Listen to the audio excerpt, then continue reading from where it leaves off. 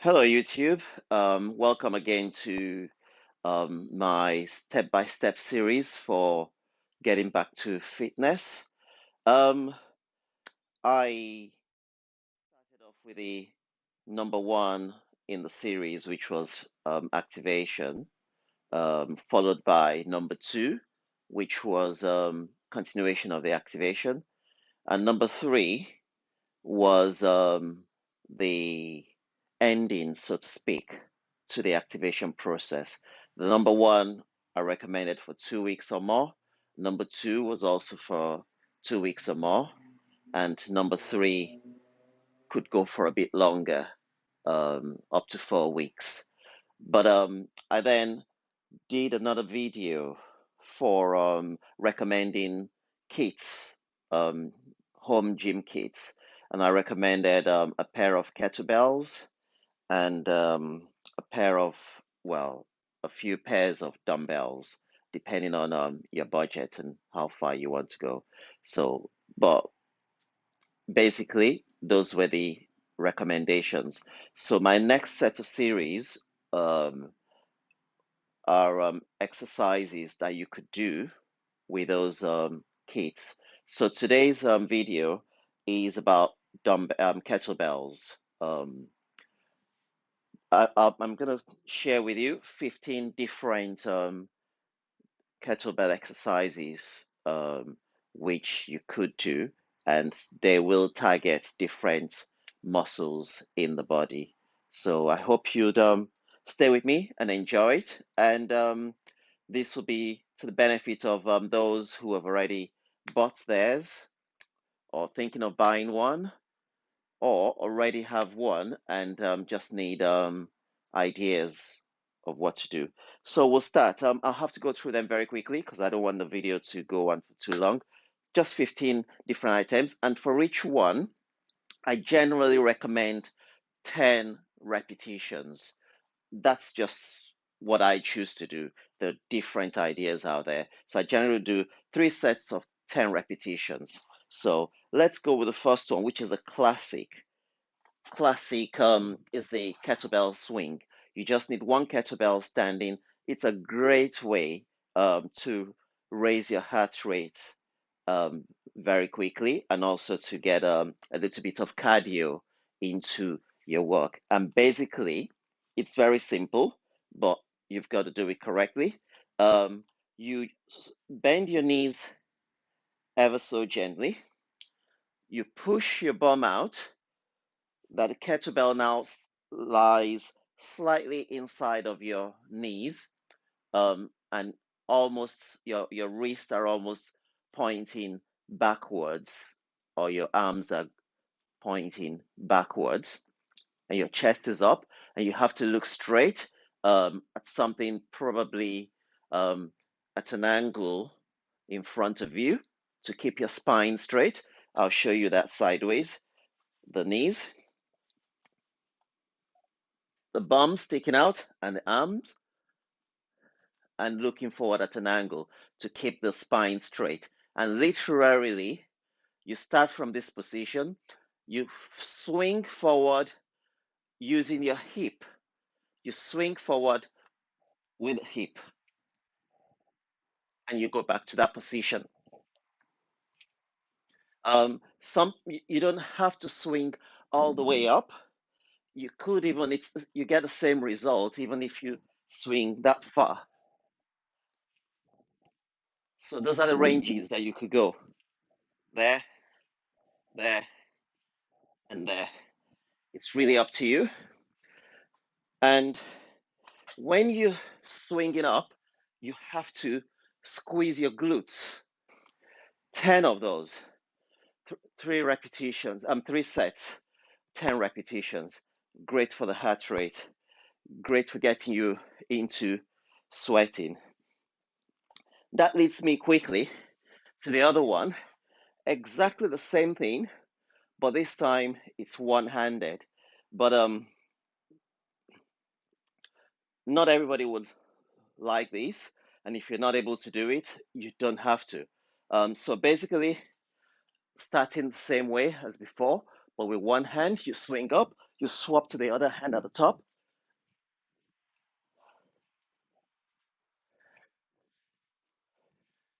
So with that, 10 of that would really be 20 because it's 10 with each arm. So same result. As you can see, I'm already panting. So great for getting a sweat going. Um, my other favorite exercise in that series is the clean and jack. So basically, your legs shoulder width apart. The arm, you use one kettlebell. The arm holding the kettlebell is literally, the kettlebell is literally resting on your thigh there. And then you would gently bend your knees in a kind of squat position and let the kettlebell swing in between your legs like that with your elbow twisted that way. The reason for the elbow twist is you're going to use that momentum of unwinding your arm to bring the kettlebell up to your shoulder. So that's the first move. So let's do that in real time. So that's the clean. That's the clean. The next one is the jack. From this position, you go back down on your knees and you lift up. And then you let it come back to the knee. And in the same movement, you kind of bend your knees and let it swing back here. So in real time, it looks like that. So 10 of that. You'll also do it with the other arm. Whatever you do with one arm, you do with the other. So notice how I twist my wrist when it's down so that I can use that to pull up into the clean position and jack and come back and back to position. So that one is great for the shoulders, superb for the shoulders. And next one is the deadlift. You can do these with one or two kettlebells. I prefer two because my kettlebells are not quite heavy, because the deadlift generally is meant to be done with reasonably heavy weight. So I'll do what I will call the normal deadlift first, or remaining deadlift, RDL, which is basically if you're using a bar, your legs are close together, shoulder width, and your arms are holding the bar just outside of um, your foot on either side. So to replicate that with kettlebells will be here, but I just do that right in front of each foot to make my life easy because it's easier for me that way. So I start from here. Now with the deadlift, again, knees bent, hold the kettlebells, and then stick your bum out. Notice that I'm almost being balanced by the kettlebell. So I'm not forward like this. I'm trying to keep my back as straight as possible. So the first movement here is those bent knees will come up first to get the kettlebells off the ground, and then you straighten up. So I'll do that in one full movement. So you notice my knees come up and my waist. So from the second movement, the kettlebells will not touch the ground again until you finish the count of 10. So I'll do just about a few. So I'm starting off like one. I stick my bum out to go down and knees bent. Two, three, four, five, six. So you do 10 of those, and that's the deadlift. Now, there's a variation to that. With a variation, which is called the sumo deadlift, it's almost the same, except that you spread your legs reasonably wide with your feet pointing out, And the squat position is more or less the same. You stick your bum out as much as you can. You bring the kettlebells lined up or almost on the inside of your foot. As you can see, when I stand up, they're almost on the inside. But when I squat, my arms are there. So again, you can see the position of my knees, which is the first thing to straighten up. So I lift up with my knees and straighten up, and then you go back down. So that works a lot on here and a lot on your quads. I'll show you sideways as well. So legs wide out, pointing in that direction. Stick my butt out, put the kettlebells almost lined up with my heels, basically. Back straight, again, head pointing at an angle to keep my back straight. And now legs will go up and the waist. And then again, 10 of those. So that's the sumo deadlift.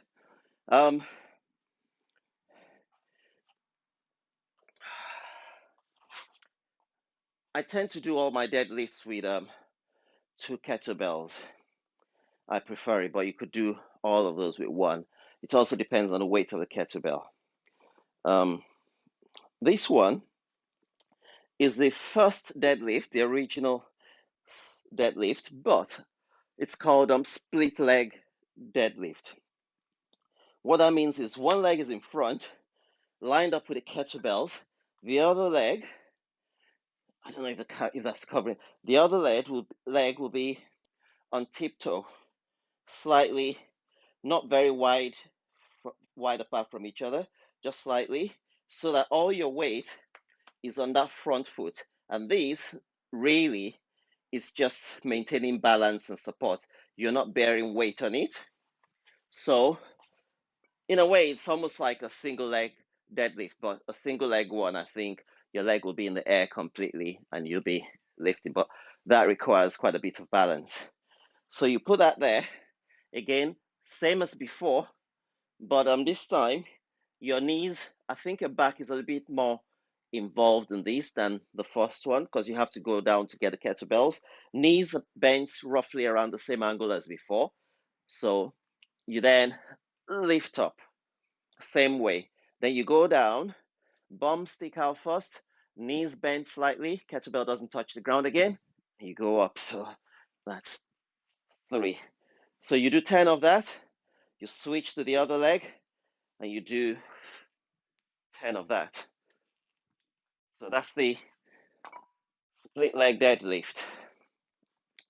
Now you have so what we've done so far has been mostly the glutes, because the split leg work great wonders with the glutes, with the quads, the hamstring, and a bit of the ankle and the legs. So that's almost like a bit of the core all the way down. So now triceps, um, extensions. You hold the kettlebell. Some people choose to hold it upside down because you're going to hold it overhead. Whichever way is comfortable for you. I tend to hold it like that, overhead, and literally you stand as straight as possible with good posture, and you go back, just bend your elbows, nothing else moves, and then you just go up and back down, up and back down. So that's for the tricep extensions. You can do exactly the same thing. I'll move these out of the camera view.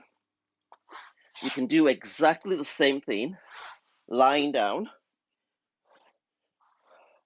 whichever way you prefer. Your legs can be flat on the ground or you have your knees bent gently. Again, holding the kettlebell the same way as I did before, or whichever way is comfortable for you. Just hold it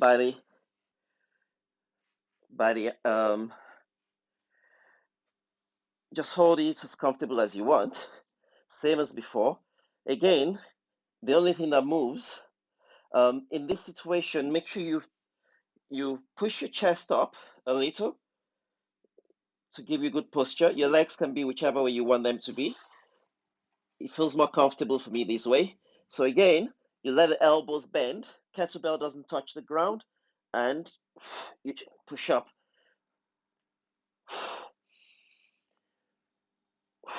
And 10 of that. So that's the same exercise. One is standing, one is lying down. That's tricep extensions. While I'm on the floor, you've seen these in the other exercises, which is the Russian twist, where again, legs, your heels to the ground, legs about shoulder width apart, kettlebell held in a very comfortable position. I like to do it that way just to relax my elbows. And then your back's at an angle and you just swing. And that's the Russian twist. Next one is a squat, but this one is a goblet squat. So you hold the kettlebell that way, just holding the ball of the kettlebell in both hands, and just hold it close to your chest. You can touch it to your chest if you want. You can rest it on your chest if you want. And then you just assume the normal squat position, just legs about shoulder width apart, and you just go down. The kettlebell stays where it is. You just go down. If you want to make it a little bit more interesting, you can go down and come back up. Raise your arms up to include your shoulder in there. So that's a goblet squat. Again, 10 of that. Next one is another one of my favorites, which is also a squat, but this time you go with two kettlebells resting on your shoulder. And the way I do mine is I always have a triangle made out of my elbows raised up, lined up with my shoulder, and just let the kettlebell rest in there. So my hands are really relaxed and doing very little. Again, assume the squat position and you just squat. See how my head is held high to maintain a straight back. And the second variation to this is you include shoulder presses like the goblet squat. Just go. So as you stand up in the squat, so you get to the upright position in a swift movement, you go for the shoulder press, you come back to resting position and go back into the squat. One single movement. Again, 10 of that. Now, for the chest, it's just a simple shoulder press. Um, Again, lying down. I like to lie down with my feet flat on the ground. You hold the kettlebells in the rims, by the rims, and hold them that way. Head down, looking up. Um, Pump your chest up, and literally you press. So that's one. You come down, don't let your elbow touch the ground. They might graze it gently, and then you go back up until you finish the count of 10. Because once you rest your elbows like that, you've actually taken the work out of the load of the chest, and the benefit is lost. So you have to maintain load on the arms and the chest throughout. Again, 10 of that. The benefit of that exercise is twofold. It's a good chest exercise, and also it's a good exercise for the shoulders. So, and you could go very heavy on those if you want, because it's a chest exercise. Um, so that's the chest press. Now, there is another variation, which is lunges. We all know what a lunge is. A lunge is when you Put one leg forward, that knee to the ground. You can do it walking forward, or you can do it on the spot. One leg forward, knee to the ground, you come back to standing, and the other leg, knee.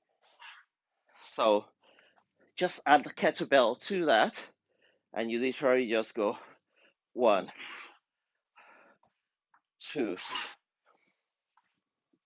3. So that works your quads very well. So um, the next one is a pullover, which is great for the core. And what you do is exactly the same thing you did with the tricep extension lying down, but this time the legs are flat and the knees totally straight. You lie down fully straight, holding the kettlebells the same way you did before, whichever way is comfortable for you. So your body is totally straight, except for your elbows that's holding the kettlebell in this position. You can stretch them out as well if you want, if it's comfortable. You hold the kettlebell that way, you just let it sit down, you hold the rim on the sides, and basically you're going to move these arms and the legs at the same time to meet each other in the middle. And if you can lift a little, all the better, but you don't have to. So watch me do it. So I'll go.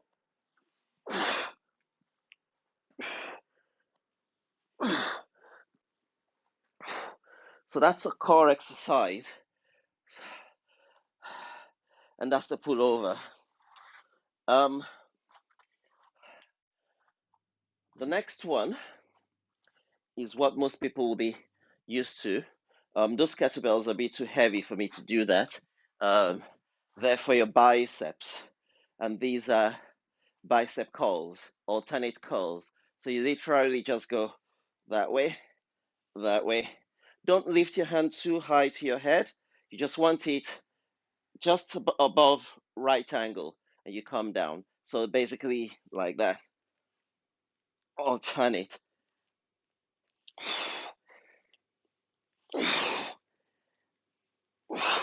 And the other hand, when it goes down, don't swing it, just control it. No other part of your body moves apart from those arms that goes up and down. That's why I would not use the heavier kettlebells, because that would need me to, then it's no longer a good curl. A curl should only be the arms moving. So the more you do it, the lighter the weight will feel, the more you can add the weight. But don't start with heavy weights, that makes you lose form. And the last one is a back exercise. Um, Also, all the deadlifts also work on the back to a certain extent, well, to, to a large extent, but this is purely back exercise. So I'll do it sideways, again with two kettlebells, knees bent, kettlebells sitting just beside each toe, and your back should be straight again, so you're looking straight down that way to keep the spine straight along the head, along the line of the head. And you lift the kettlebells, keeping that head straight, and you literally just pull up to your waist, just the elbows, nothing else moves.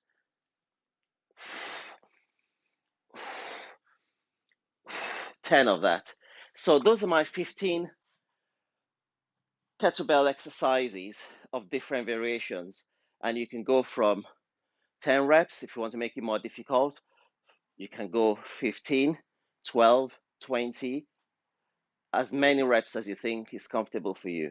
But I generally do 10 reps, 3 sets. One other thing I need to say is while you start lifting, it's very good to also add in very good practice for your health. And that is adding breathing to your lifting exercise. Um, I do a lot of puffing, huffing, and puffing when I'm lifting. It's because I'm taking in a lot of oxygen and also avoiding building in pressure. You know, when you lifting something heavy and you just literally hold your breath and you're grunting, you're building in pressure, which is not so good for you. You've got to release that pressure somewhere. So the general suggestion is when you're exerting, when you need to use a lot of energy and power, you let you blow it out. You breathe out as well as you can. Like I would do this. Then when I'm relaxing, I breathe in.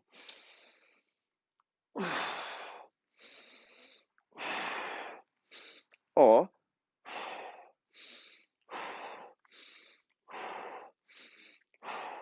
so that way you're learning good practice and you're not building unnecessary internal pressure. Um, some people just say just breathe. It really doesn't matter which order or which sequence. So far, your breathing is the first most important thing, and also you're taking in oxygen, which is good for your circulation and good for you generally.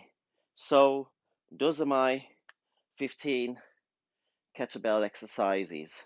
So don't forget to comment, share, like, and subscribe. And if you have any questions, please throw them at me and I will respond to them in one of my other videos. So thank you very much for watching, and I hope you keep exercising and see you next video.